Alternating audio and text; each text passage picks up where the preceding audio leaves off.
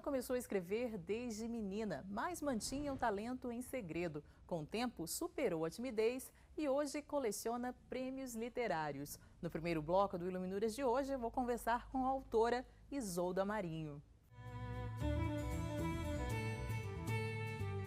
Isolda Marinho nasceu em Maceió, no estado de Alagoas. Formada em letras pela Universidade de Brasília, já fez teatro, canto, dança e também trabalha com artesanato sustentável. Seu nome é verbete no Dicionário de Escritores de Brasília. Isolda, muito obrigada pela sua presença aqui no Iluminuras. Obrigada a você, é um prazer estar aqui. Isolda, você que é de Maceió, veio para Brasília aos 9 anos. Foi essa mudança, essa transição ou a própria capital que serviu a inspiração para você começar a escrever? Eu acho que foi a mudança. Maceió é uma cidade de praia, né? Muito diferente de Brasília. Quando eu cheguei aqui, eu descobri esse mundo novo, totalmente diferente, seco, sem mar, sem praia. E eu acho que isso foi um motivo para eu começar a me inspirar e aí começar a escrever. Então, tudo em Brasília te inspira? Tudo em Brasília me inspira, desde a própria secura. O pessoal reclama da falta de umidade, a falta de mar, as cigarras que cantam e encantam, a beleza arquitetônica, o lago, o céu, os ipês, tudo isso é fonte de inspiração para a minha poesia. Eu tinha mais ou menos 14 anos, estava já na adolescência. Foi um professor do colégio que me inspirou a escrever. E aí eu comecei e não parei mais. Agora, é verdade que seus pais nem sabiam que você escrevia? Você mantinha em segredo isso aí? Nem meus pais, nem ninguém, porque eu guardava tudo, eu tinha vergonha, eu tinha medo, das críticas, sei lá, tinha medo de me expor, tinha vergonha mesmo. E ficou engavetado por muito, muito tempo. Só na universidade e logo depois do ensino médio que as pessoas começaram a conhecer, incentivar, e eu fui criando coragem até publicar o primeiro. E como que foi essa transição? Assim, primeiro, provavelmente você foi uma grande leitora para depois transitar aí e começar a escrever também. Eu li muito Cecília Meirelles. Ela é uma das minhas grandes inspiradoras. A poesia dela também me encanta muito. Depois Clarice Lispector, Drummond de Andrade. Eu fui conhecendo um pouco da literatura brasileira e cada escritor em particular teve uma influência na minha escrita. Isolda, e qual é o papel dos pais nessa formação dos filhos? Nessa formação de escritor, de escritora? Bom, eu acho fundamental. Os meus pais não sabiam que eu escrevia, Só vieram a saber depois já na vida adulta. E eu já aproveito para dizer que eu tenho um filho escritor. E eu acho que ele se espelhou um pouco em mim, não só no fato de ler muito, e de começar a escrever também. Ele começou me perguntando: mãe, como é que foi para você lançar o seu primeiro livro de poesia? E ficou fazendo várias perguntas sobre isso. E eu fiquei desconfiada: por que você quer saber tanto? Ele: porque eu estou com uma ideia aqui para escrever um livro e eu queria saber como é que faz para publicar um livro. Eu falei: meu filho, não se preocupa com isso não, escreve. E aí foi. Ele tinha 16 anos na época e começou a escrever. E já publicou 2, já escreveu mais 5, já está no 7º. Não publicou ainda todos, mas é uma veia, sabe, que ele herdou e que eu orgulho muito e incentivo muito, porque ele disse que quer ser escritor, escritor e cineasta, que ele está fazendo cinema. Agora, ele também faz cinema, você também foi roteirista, trabalhou com teatro, arte, música, enfim. Você também tem várias facetas, né? Eu tenho um pouquinho, sim. Eu já fiz teatro, já participei de algumas peças, faço dança. Eu sou muito ligada à arte, eu acho que a arte cura, sabe? A arte pode resolver vários problemas. Então, além da literatura, a dança, o teatro, um pouco de música, eu também canto num coral e fiz uma oficina de canto popular na escola de música. Estou sempre ligada no meio artístico, trabalho no Centro Cultural da Câmara dos Deputados, então eu acho que a arte me impulsiona, assim, para a vida. Todo mundo devia fazer alguma modalidade artística, sabe? Porque cura. Eu posso dizer isso, de cadeira, a arte cura. Agora, esse interesse que culminou no primeiro livro, como é que foi? O primeiro livro, inclusive, está aqui, Sementes de Amora. Sementes de Amora, isso. Eu já trabalhava na Câmara quando alguns colegas meus começaram a ver meus escritos e ficaram me incentivando para publicar. Falaram, isso tem que sair da gaveta, tem que ser publicado porque é bom, porque você não pode guardar só para você e tal. E aí eu fiz uma seleção, alguém me ajudou, e saiu a primeira edição no ano 2000. Essa é a segunda edição. Amor de fruta. O amor vigora, brada, vibra, canta, chora, é o coração da roxa amora. O amor é clã, pulsa, treme, sente o afã, é a fina pele da romã. O amor viceja, ri, distrai, pula e festeja, é o centro doce da cereja. Anos depois começaram a me perguntar, Isolda, vai ficar só no primeiro? Cadê o outro? Porque é assim, né? Quando a gente está namorando, cobra o noivado. Está noivando, cobra o casamento. Casou, cobra o filho. Teve o primeiro filho, cobra o segundo. Foi assim com meus livros. E aí, em 2004, eu lancei o segundo livro, Viço do Verso, que eu não trouxe porque já está esgotado, não sobrou nenhum exemplar para mim. E em 2010, o terceiro livro, Beijo de Tangerina, inclusive junto com o primeiro livro do meu filho. Que é esse aqui, o Beijo de Tangerina. Isso. E o que são poemas? De que você trata? Temas variados, de né? De tudo ao mesmo tempo. Eu posso falar da morte de um amigo com a mesma poeticidade que eu falo, por exemplo, da menstruação, do voo de uma borboleta, de um terremoto. Tudo me inspira, tudo e qualquer coisa, a princípio, me inspira. E do livro do seu filho, você quer falar um pouquinho também, né? O Mundo Depois do Fim, Gabriel Marinho. Esse é o primeiro livro dele. Foi desse livro que ele estava falando, a história que ele tinha para contar. Foi exatamente esse. Em 2009 ele foi lançado. Em 2010, no ano seguinte, foi lançado o segundo livro, Breve Sonho de Esperança. Você acha que está na veia, então? Tá, muito, muito mais. Ele é muito mais escritor do que eu, muito mais. E é isso que ele quer, né? É isso que ele quer e ele tem facilidade para isso. Ele tem desenvoltura com as palavras, sabe? E ele é muito criativo, cria muitas histórias. E já tem, além desse, já tem mais 4 livros prontos. Agora, como que é esse processo, assim, de um sonho, né, desse impulso, essa vontade de escrever, até ter o livro publicado? Você considera difícil isso? Esse processo não é muito fácil, não. Eu costumo dizer que escrever um livro é um parto, né? É uma gestação, é uma gravidez. Até o livro ficar pronto, é um parto, porque envolve muita coisa, né? Você se envolve emocionalmente com aquilo que está escrevendo.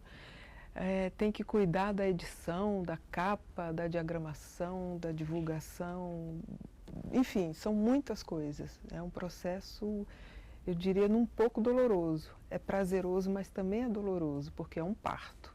Para mim é. E como que vem esse reconhecimento? Você já ganhou prêmios, mas hoje nem dá tanta importância à premiação em si, não é isso? Não, esse prêmio, assim, por exemplo, a gente ganha um certificado, ganha uma publicação, ganha um troféu, alguma coisa assim. O prêmio para mim mesmo é o reconhecimento da pessoa comum, a pessoa que chega para mim e fala, Isolda, aquele poema que você escreveu, aquilo ali foi para mim. Eu tenho seu livro na minha mesa de cabeceira e eu toda vez leio aquele poema e me emociono. Isso para mim já é um grande prêmio. Nossa, não precisa de mais nada, sabe? Saber que uma coisa que você escreveu tocou uma pessoa de uma forma que ela modificou, assim, no sentimento, na emoção, sei lá, isso para mim já é o objetivo maior, sabe? Além de prêmio. Esse prêmio, assim, sei lá, prêmio pecuniário, prêmio material, vale menos para mim. O que vale mais é o retorno que vem das pessoas que leem. E é verdade que você tem um pouquinho de medo de folha em branco? Como é isso? Pois é, eu prefiro uma folha usada, sabe? Eu tenho mais facilidade de chegar e escrever num papel que já está usado, que já está rabiscado, que já está sujo de alguma forma. A folha branca me dá aquele impacto, assim, e não sai nada, sabe? Eu tenho isso desde menina, não sei porquê. Eu prefiro escrever no papel em vez de no computador, depois é que eu passo para o computador. E no papel, o papel tem que ser um pouco usado, não pode ser virgem, não. Até mostra um pouco do seu lado artesanal também, né? De reciclar, reaproveitar. Isso. Eu também tenho um trabalho de artesanato que eu faço com material que iria para o lixo, supostamente viraria lixo. E a gente tem que ter essa consciência, nem tudo é lixo, tudo pode ser reaproveitado, ou quase tudo. Então o lixo pode virar arte. E eu tenho um trabalho lá na Câmara, com os terceirizados, os servidores lá, que é exatamente fazer artesanato sustentável. Transformar o material que iria para o lixo e reciclar para fazer uma peça de artesanato, ou de enfeite, de decoração, ou uma peça de utilidade mesmo. Eu gosto disso, sabe? De estar sempre reciclando as coisas. Eu acho que tudo está aqui para isso. Não precisa toda vez joga fora e pegar algo novo, joga fora e pegar algo novo. Eu acho que faz parte do ciclo tudo isso. Isolda, e projetos para o futuro? Eu tenho um poema infantil, eu tenho alguns poemas infantis. E a minha ideia era fazer um livro ilustrado com esse poema, que chama História de uma Palavra. E eu tenho alguns amigos que desenham, que aliás alguns já até fizeram ilustração para os meus primeiros livros. E eu tenho esse projeto, sabe? Para lançar em outubro, assim, no mês da criança. Seria para outubro agora, não deu. Quem sabe no ano que vem. O meu próximo projeto em termos de livro, de poesia, é fazer esse livro, lançar esse livro de poesia infantil ilustrado. O poema inteiro vai ser o livro com as ilustrações. Mas já está pronto? Não, ainda não está pronto. Por enquanto está no plano das ideias, o poema está escrito, de vez em quando eu revisito ele, porque o poeta tem isso, né?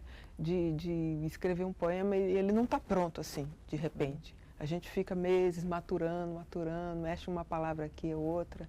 Pelo menos é assim que acontece comigo, até ele ficar pronto de vez. Até colocar no papel? Até colocar no papel e agora colocar no papel para outra pessoa desenhar aquilo que eu escrevi, né? É um processo novo para mim, eu acho bem instigante também. Isolda Marinho, muito obrigada pela sua presença aqui no Iluminuras. Quem agradece sou eu, foi um prazer. Obrigada. E o Iluminuras não terminou. No próximo bloco eu converso com o advogado Ibsen Noronha. Não saia daí. Até mais.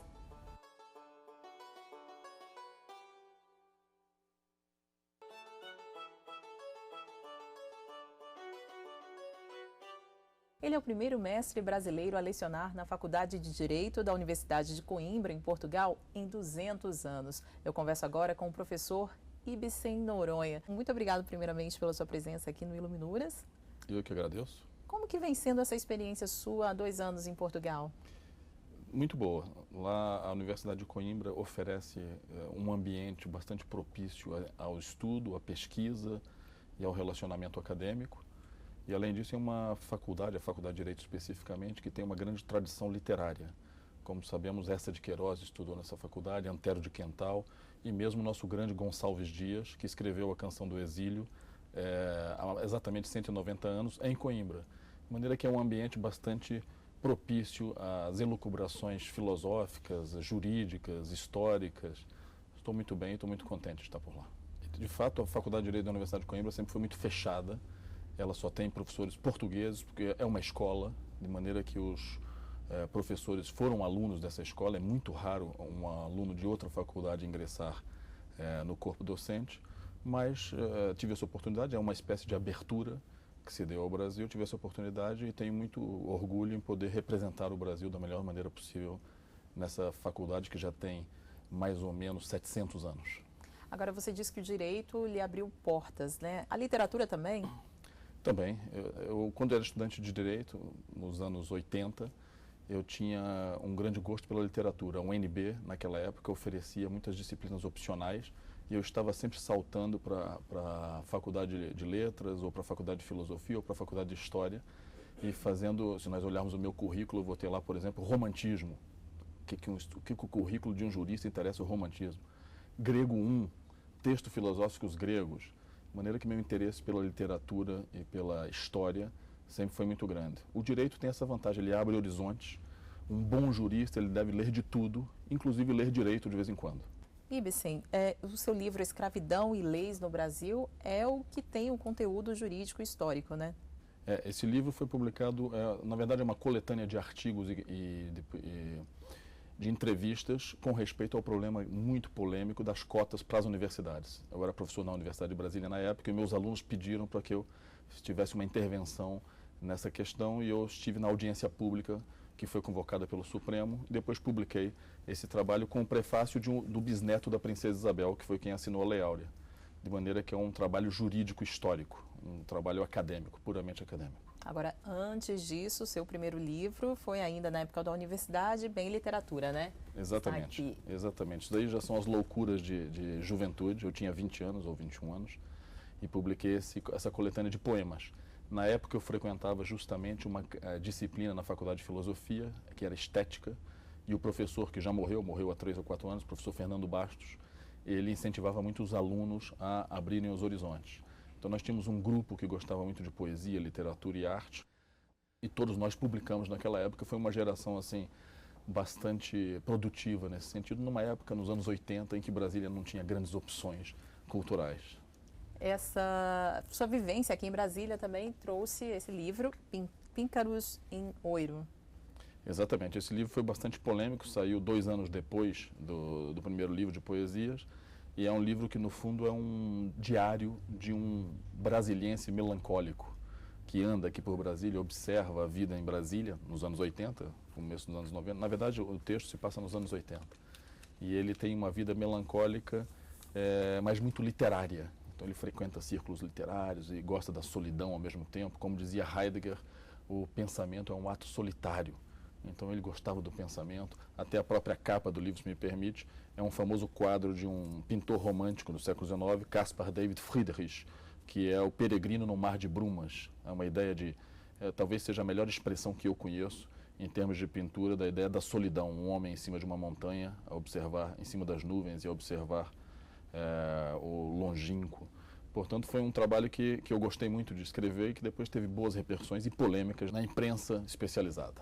Agora dá para perceber, então, essa sua paixão pela literatura. Você acredita que gostar, pelo menos apreciar a literatura é importante, é quase que obrigatório também para o jurista, para quem trabalha com direito? Me parece fundamental. O meu velho pai sempre me deu bons conselhos, poucos, mas bons conselhos, e ele dizia que um estudante de direito no primeiro ano tem que ler pelo menos um livro de literatura de Dostoiévski, que é um escritor psicológico que analisa a mente humana profundamente e em questões de moral, direito e justiça.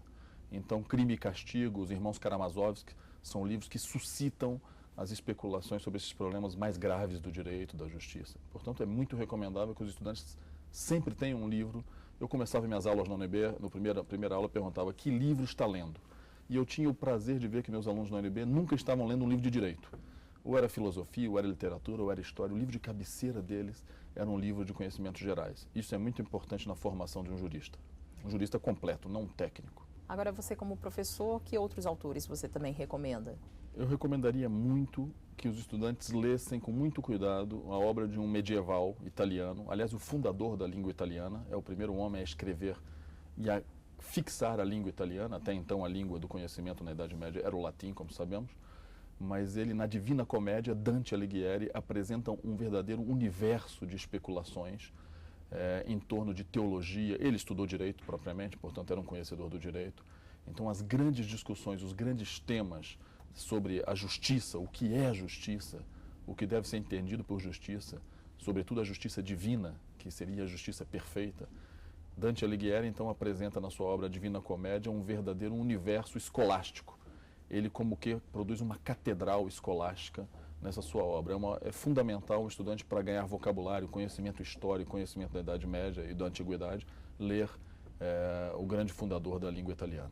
Então vamos aproveitar a oportunidade para conhecer um pouquinho mais de Dante Alighieri. Dante Alighieri foi um dos grandes poetas mundialmente conhecidos. Ele nasceu em Florença, na Itália, no ano de 1265 e faleceu em Ravenna, em 1321. Estudou em sua cidade natal, onde também se interessou pela literatura. O amor que cultivou por Beatriz Portinari, quando ainda era adolescente, serviu de inspiração para a criação de suas obras. Apesar de seu grande amor ter morrido bastante jovem, o poeta a fez permanecer viva em sua memória. Por ordem da família, casou-se com Gemma Donati, com quem teve 3 filhos. Seu famoso poema, A Divina Comédia, é dividido em 3 partes: Inferno, Purgatório e Paraíso. Nesta importante obra da Idade Média, Dante descreve o caminho de sua alma por estes 3 estágios. Um dos primeiros livros que você lembra ter lido seria o Viagem ao Centro da Terra, né? Você acha que esse estilo literário que fez com que que te despertasse, né, para esse mundo da aventura, da escrita e que fez com que você escrevesse também? Também. Eu me lembro que todas as férias eu lia e relia, portanto, o Júlio Verne e A Viagem ao Centro da Terra, que era uma viagem que me fascinava. E também me deu o gosto das viagens. Toda a literatura de Júlio Verne é uma literatura vinculada às viagens por todo o mundo e até com um pouco de ficção. E não só nesse mundo também, ele transcende com viagens ao redor da Lua, etc, etc. Mas toda a obra de Júlio Verne, em geral, me suscitou o gosto pela viagem. Eu gosto muito de viajar, mas não viajar como um turista, viajar como um peregrino, um verdadeiro peregrino. Portanto, reconhecendo a cultura, a arte, a religião dos povos, penetrando o que há de mais profundo nos lugares onde eu estou, onde eu busco estar. Eu que nasci numa cidade tão moderna como Brasília, uma cidade que tem 60 anos, eu sou da primeira geração de Brasília, posso dizer, tenho esse gosto pelas coisas do passado, pelas raízes. E até escrevi algumas coisas sobre Brasília antes dela existir. E, portanto, esse gosto de viajar, viajar no tempo, viajar no espaço, viajar na memória, o Júlio Verne, de certeza, suscitou muito isso. E eu gostaria muito que meus filhos, eu tenho 2 filhos, o Francisco e o Pedro, que eu gostaria muito que também lessem nas férias, ou não, que lessem as obras de Júlio Verne, em especial Viagem ao Centro da Terra, que eu acho uma obra fascinante. Agora, como que é para um pai que lê bastante, que foi influenciado pelo pai também? Qual que é qual a dedicação? Como que você faz para incentivar essa leitura nos filhos? Sobretudo o exemplo. Aristóteles dizia na Poética que o homem é um ser essencialmente imitativo. É a teoria da mimesis. O homem imita. Pode imitar coisas boas ou coisas más. Eu me lembro do meu pai sempre como um exemplo de leitura. Eu o via muitas vezes sentado lendo. Muitas horas, até um momento que despertei, também comecei a ter aquele gosto. E com meus filhos eu acho que a melhor maneira é essa, é o exemplo. E quais são os seus projetos para o futuro? Você volta para Portugal, continua os ensinamentos por lá? Agora eu volto para Portugal para reiniciar os cursos de História do Direito e de Direito Romano e História da Administração Pública, que são os cursos que eu leciono. História da Administração Pública, eu sou o regente da disciplina. E vou continuar trabalhando por lá e estou preparando agora com o catedrático da Universidade de Coimbra, o Dr. Rui de Figueiredo Marcos, uma história do direito brasileiro. Nós estamos escrevendo, a verdade, a 6 mãos, o catedrático da Universidade de Coimbra, eu, um humilde assistente em fim de carreira, e o ex-ministro do STJ, Carlos Fernando Matias de Souza, que foi professor titular da UNB de História do Direito Brasileiro, que escreve uma parte do livro também. Pretendemos publicar essa história do direito brasileiro até o final do ano. Esse é o nosso grande projeto e o meu grande projeto nesse momento, literário. Ok, muito obrigada pela sua presença aqui no Iluminuras conosco. Eu agradeço e desejo que o programa tenha grande sucesso e instigue os juristas a buscarem na literatura alimento para suas divagações e, no fundo, a literatura trazer para o direito algum contributo em busca da justiça. E o Iluminuras fica por aqui, mas você pode rever os programas no site da TV Justiça. Acesse www.tvjustiça.jus.br e na semana que vem temos um encontro marcado com o direito e a literatura. Até mais!